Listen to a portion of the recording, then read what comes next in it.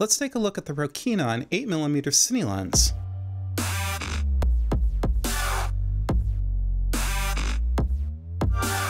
I know I have a lot of lenses, and you probably do too, and one of the things I've always wanted was something that was just wide, really wide, like GoPro wide, because, you know, until the Hero 4 came along, or even the 3, the quality of GoPro cameras were, you know, you use them when you need to, but anything in low light or whatever, they just weren't great. So I searched around, and of course I came up with the Rokinon 8mm Cine. It's just like the still lens, of course, but it's got the gears on it. Build quality on this lens, it's all plastic. Well, it's got a few metal parts like the lens mount, but the guts are plastic as far as I can tell without having completely taken it apart. So, you know, it's lightweight, but don't smack it around. You know, focus on this lens is almost not necessary. I mean, you can just park it at infinity, even wide open, and you'll pretty much be sharp all the time. You only really have to worry about focusing it. Once you get to be, I don't know, 3-4 feet away, then you'll start to see a little bit of depth of field. But again, if you're at f8 or f11, you still have enough depth of field that it's pretty much infinite.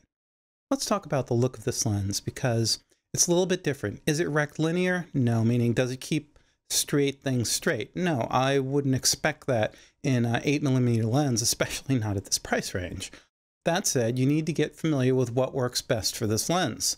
For example, doing horizontal pans, you generally tend to avoid the worst parts of the distortion of this lens, and it depends on what you're shooting.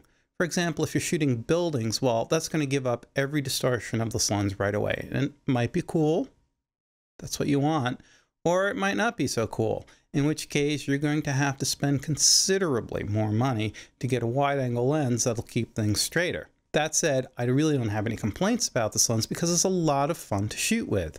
Again, you probably want to avoid doing vertical pans on it, but horizontal stuff, especially if it's only 10-20 degrees, you can really do very well with this lens.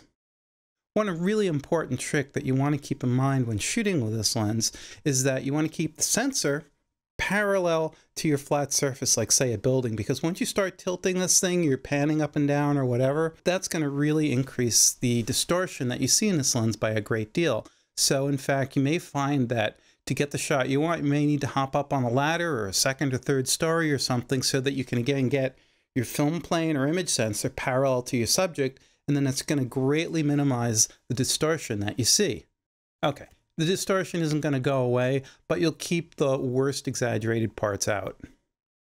For things outdoors, you're shooting in caves or forest or whatever, the distortion is probably going to be a lot less noticeable. Obviously, shooting buildings is your worst case scenario. Even still, this is a fun lens to shoot with. If you're in a really confined space, it could be a real lifesaver if you really just need to get everything in. You can shoot handheld with this lens, but because it's so wide and because it actually tends to really amplify the changes at the edge of the frame a lot, you may actually find it's harder to shoot handheld with this lens and be smooth with it than say something more like a 12 or 14 millimeter. 14 millimeter I shoot handheld all the time and I love it, it's great.